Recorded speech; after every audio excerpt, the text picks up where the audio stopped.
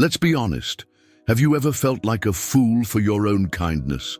Have you ever given a second, third, perhaps a 10th chance, only to be broken by the same person in the exact same soul-crushing way? Are you trapped in an endless, dizzying cycle of their apologies and your betrayals, staring at the ceiling at night, questioning your own sanity, your own memory, wondering why you keep allowing this to happen? They didn't just break your heart. That would have been a simple wound. No, they committed a deeper crime. They broke your trust in your own judgment. What if I told you this was never a mistake, that it was never carelessness? What if I told you with 100% certainty that they aimed, they calculated, and they hurt you on purpose? They did it precisely because they knew you were strong enough to take it and kind enough to forgive them. The solution, the only way out of this prison, is not in trying to be more understanding. It is not in giving them one more opportunity. The solution lies in finally understanding the cold anatomy of intentional harm and reclaiming the power they stole from you. This video is your war manual for self-preservation. We will dismantle the psychology of their manipulation, piece by painful piece, and give you the tools to build boundaries of steel and a self-worth so absolute that no one will ever dare to challenge it again. So, if you are ready to stop being the lesson they never learn and become the boundary they will never cross, again, prove it. Like this video to declare your strength, subscribe and hit the notification bell so you never fall into this trap again.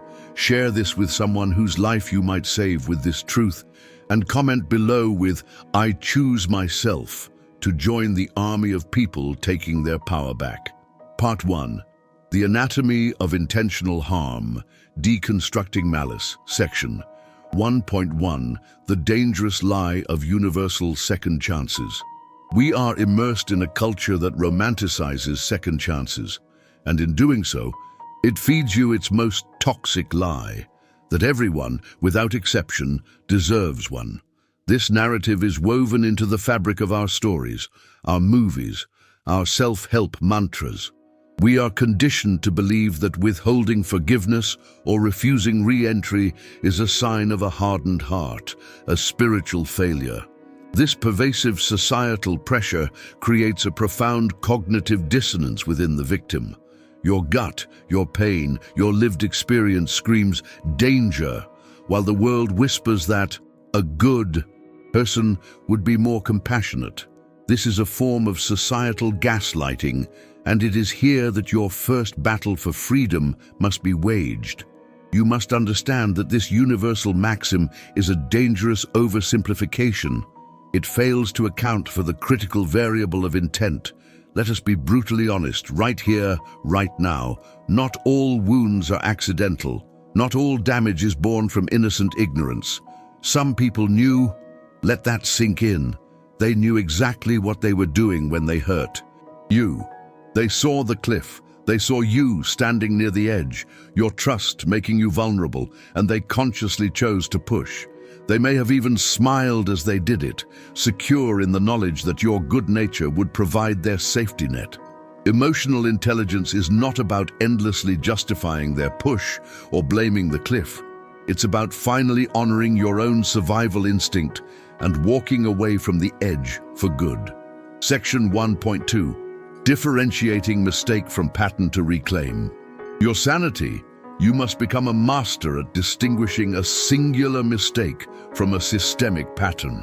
Your mind, in its desire for peace, will try to classify their repeated attacks as a series of unfortunate mistakes. This is a defense mechanism, but it is one that keeps you imprisoned. A mistake is an anomaly. It's when a loving partner, stressed and exhausted, says something sharp and immediately recoils in horror at their own words, their apology tumbling out before you've even had time to process the sting. That is a mistake. A pattern, however, is a disease. It is a predictable, soul-crushing loop where the outcome is always your pain and their pre-packaged excuses.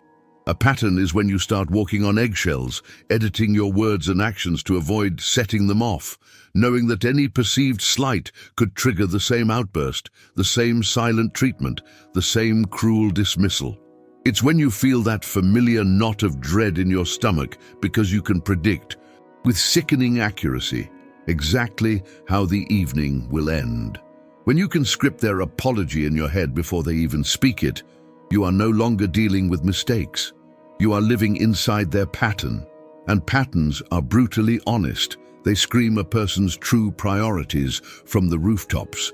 They reveal a character that is not flawed, but is fundamentally oriented towards self-service. If someone consistently and repeatedly chooses what benefits them at your direct expense, they are not confused. They are committed, absolutely unshakably committed to themselves. Your job is to match that commitment, but for your own peace, your own sanity, and your own future. Recognizing this pattern isn't an act of judgment.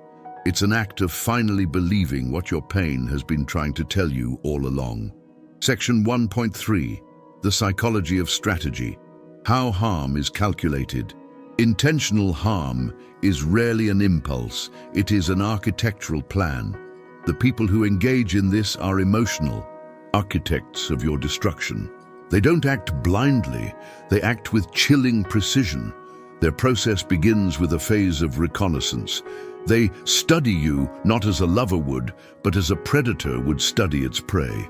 In the early stages, often disguised as love bombing, they are gathering data.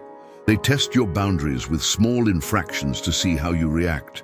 They learn your deepest insecurities by posing as your safest confidant. They discover your greatest desires and dreams so they can later dangle them as tools of control. They mapped your soul for its weak points. They observed your softness, your loyalty, and your infinite patience, not to cherish them, but to catalog them as entry points for their strategy. What they did was not a moment of weakness, it was the execution of a well-designed plan. Let's call this premeditated emotional abuse what it is. People don't accidentally lie dozens of times, creating complex, interwoven narratives that require a dedicated effort to maintain. They don't accidentally isolate you from your friends and family. They don't accidentally gaslight you into a state of profound self-doubt. They don't accidentally betray your deepest trusts with precision timing, often when you are at your most vulnerable. These actions require cold, calculated intent. The motive is almost always about control, about feeding a pathologically fragile ego, or about a profound sense of entitlement that sees other people as objects to be used for their gratification. And here is their masterstroke of manipulation. After they are caught, they reframe their calculated abuse as a simple misunderstanding. They do this because they want to press a reset button on the game, to wipe the slate clean so they can play again.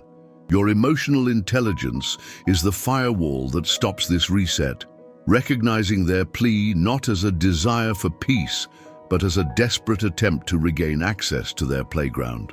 Section 1.4. Regret versus remorse, a critical distinction. In the fog of your pain, you will be offered apologies. Your survival depends on your ability to tell the difference between the performance of regret and the painful truth of remorse. They are not the same, and confusing them is a critical error. Regret is a selfish emotion. It is a performance designed to win back an audience. It's the discomfort an actor feels when the crowd boos. The focus is entirely on their own suffering. Regret cries out, "I'm sorry I got caught." A person feeling regret is sorry for the consequences they are now facing. Your anger, your distance, the loss of access to you. Their sorrow is performative, often characterized by exaggerated displays of despair, rushing you for forgiveness, and a subtle but persistent blame shifting. This type of sorrow is a temporary state designed to alleviate their own discomfort, and it almost always leads directly back to a repetition of the same destructive behavior once the heat is off. Remorse, on the other, Hand is a silent, gut-wrenching acknowledgement of the damage. It is selfless.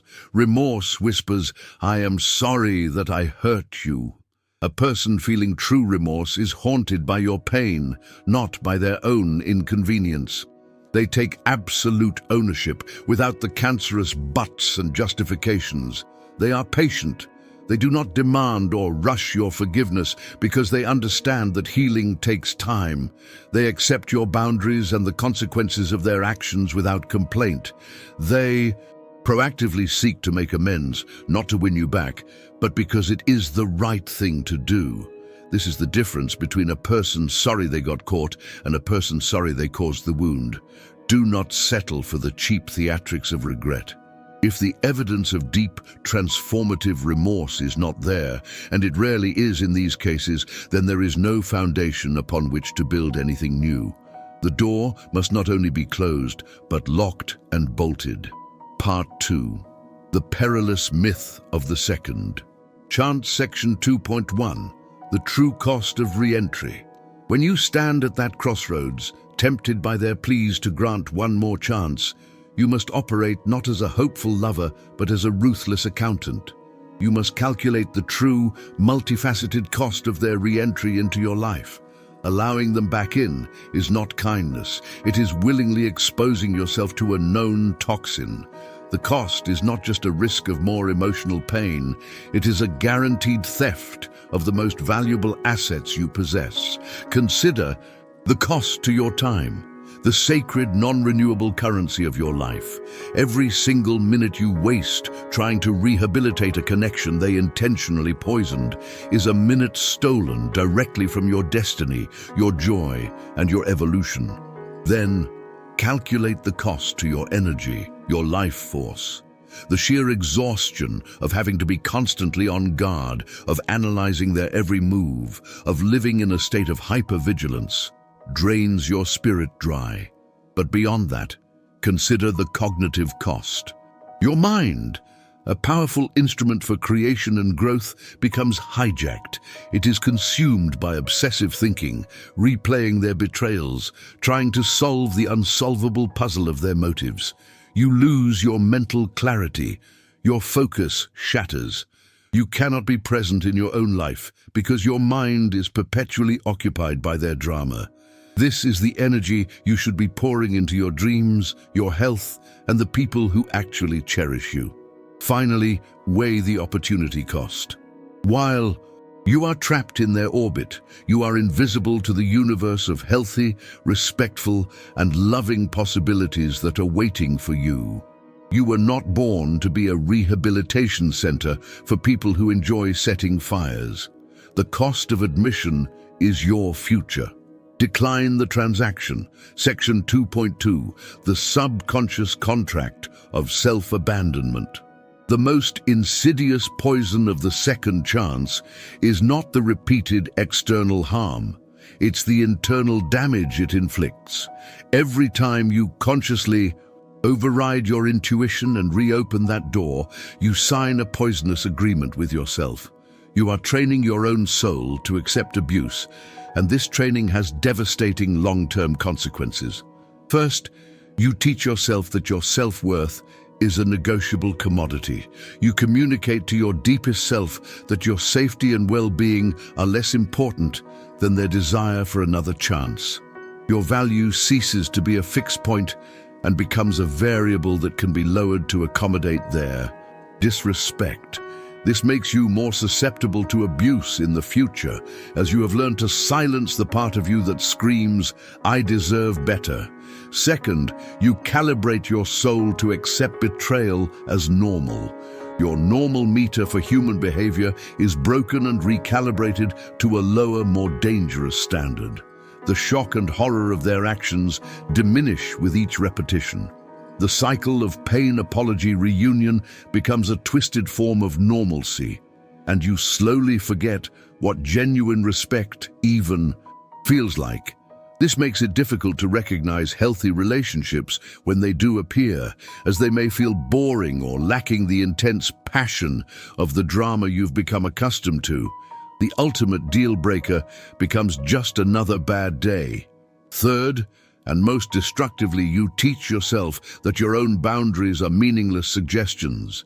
The walls you build to protect your sanity become lines in the sand, easily washed away by their tide of false promises. They, not you, become the arbiters of your safety. This process is not grace. This is a slow, methodical self-betrayal, a dismantling of your spirit brick by brick, all in the name of a loyalty they never deserved. Section 2.3. Apologies as currency. When words are cheap. In the bankrupt economy of a toxic relationship, apologies are the hollow currency printed in excess to create an illusion of wealth. Anyone can say, "I'm sorry," especially when they are cut off from their supply line, your attention, your energy, your love. These words flow like water when they are finally forced to feel the discomfort of their own actions. The reason we fall for this counterfeit currency is rooted in our own psychology. We fall for it because of the sunk cost fallacy. We've invested so much time and emotion that we desperately want to believe the investment can still pay off. We fall for it because of hope, the beautiful but sometimes dangerous human trait that wishes to see the best in others, even when they've shown us their worst. But you must now operate from a place of wisdom, not just hope. Before you even consider accepting their apology as payment, you must become a forensic auditor of its authenticity. Put it through this litmus test for truth. Is there absolute ownership, or are there hidden excuses? A true apology ends with a period. A fake one is always followed by a but. "I'm sorry, but I was stressed," is not an apology. It is a justification designed to share the blame. Do they acknowledge the impact on you, or just the action? It's easy to say, "I messed up." It is profoundly difficult to say, "I know that when I did X, it made you feel worthless and question your reality, and I am sorry for causing that specific pain." One is generic. The other demonstrates the difficult work of empathy. Is there concrete, consistent proof of change? Change is not a promise. It is a portfolio of new behaviors demonstrated over a significant period. Has there been hard, uncomfortable self-work on their part, or just a new set of words? Are they in therapy? Are they reading the books? Or are they just saying what they think you need to hear? If the apology fails even one of these tests, it is worthless. Accepting it is like knowingly accepting counterfeit money. It makes you complicit in the fraud against yourself. Part 3. The Disciplined Path to Authentic Healing section. 3.1. Forgiveness as an act of self-liberation. Let's shatter the most dangerous myth about forgiveness. Forgiveness is not for them. It is the ultimate act of selfish grace, and in this context, selfish is a sacred word. Forgiveness is the day you fire them from the job of controlling your emotions. It is a personal declaration of independence. It is you for you. It is a spiritual cleansing where you consciously decide you will no longer carry the poison of their actions in your system. It is you saying your toxic debt is forgiven, not because you deserve it, but because I am no longer willing to be your collector. Many spiritual or religious traditions are misinterpreted to mean that forgiveness requires reconciliation. But true spirituality also demands stewardship over the life and soul you've been given. Allowing someone to repeatedly desecrate that sacred space is not a spiritual virtue, it is a failure of that stewardship. Protecting your peace is a holy act. However, and this is the key to your freedom, forgiveness does not equal reconciliation. Forgiveness is internal. Reconciliation is external. You can forgive them completely while simultaneously building a wall so high they can never touch your life again. This isn't a contradiction, it is the pinnacle of wisdom. People, especially your abuser, will try to trap you with this fallacy. If you've really forgiven me, you would let me back in. They are intentionally confusing forgiveness with amnesia. But you are not forgetting. True forgiveness is remembering the lesson with perfect clarity, but choosing to release the emotional charge attached to it. You were allowed to forgive the person and still never again trust the character they revealed. That isn't holding a grudge, it is honoring the scar. Forgiveness sets your soul free. Your boundaries are what keep it free. Section 3.2. The trap of seeking external closure. That deep, aching need for closure you feel is one of their last and most powerful hooks in you. It can feel like an addiction. You check their social media. You reread old messages. You ask mutual friends about them, all under the guise of seeking understanding. But you must understand what that feeling truly is. It's not a need for a tidy ending. It's a desperate cry for validation from your tormentor. You want them to write the final chapter, to finally admit their guilt, to make the story make sense. This chase for closure is a trap that keeps you chained to them. Here is the brutal, liberating truth. You cannot outsource your peace to the person who declared war on it. People who hurt you intentionally do not provide closure. They provide a lifetime supply of confusion, gaslighting, and historical revisionism. To go to them for clarity is like asking an arsonist to help you put out a fire. You will only get more smoke. The longer you wait for their apology, the longer you are a prisoner in a cell of your own making. True, lasting closure is not a conversation. It is a unilateral declaration of independence signed by your own soul. It is the moment of surrender, not surrendering to them, but surrendering the need for an answer from them. It is the day you wake up and the first thought in your head is not why, but what's next. It is the moment you realize that their silence is not a mystery to be solved, but the final answer you needed. Their absence is not a question mark, it is a period. As the Stoics taught, you cannot control the actions of others, only your response to them. Your closure happens the exact moment you stop waiting for it to be given to you and you start creating it for yourself. Section 3.3. Kindness with a steel spine. Let us destroy the myth that kindness is weakness. In a world full of reactive, uncontrolled people, true kindness is the ultimate expression of power. It is strength so absolute that it does not need to be demonstrated through force or aggression. It is the mastery of your own impulses. But, and this is the distinction that will save you, kindness without boundaries is not a virtue. It is an open invitation. For your own violation, it's letting emotional vampires feast on your life force and calling it compassion. So let's be clear about what you are allowed to do. You are allowed to be a fundamentally kind person and still say no like a thunderclap. You are allowed to be filled with compassion and still walk away without looking back. You are allowed to forgive their soul while blocking their number forever. This looks like saying calmly and without anger, "I'm not willing to discuss this further," and then ending the conversation. It looks like hitting the block button without a dramatic announcement.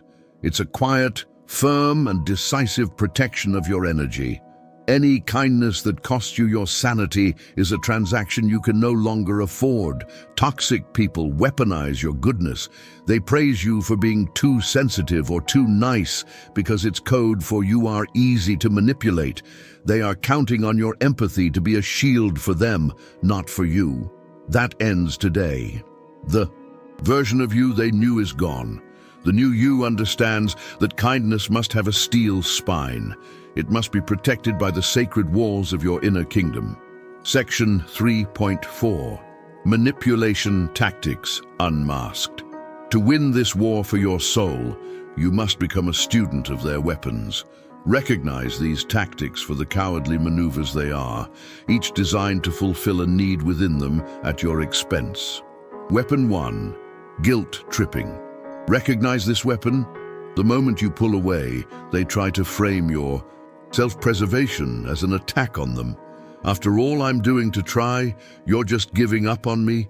This tactic serves their need to avoid blame and project responsibility onto you. They are shaming you for finally building a wall to stop their invasion. Do not fall for it. Weapon 2, the victim act. This is their most cowardly move, designed to garner sympathy and maintain control. They flip the script so completely that they, the abuser, become the abandoned victim. The tears will flow. The memories will be weaponized.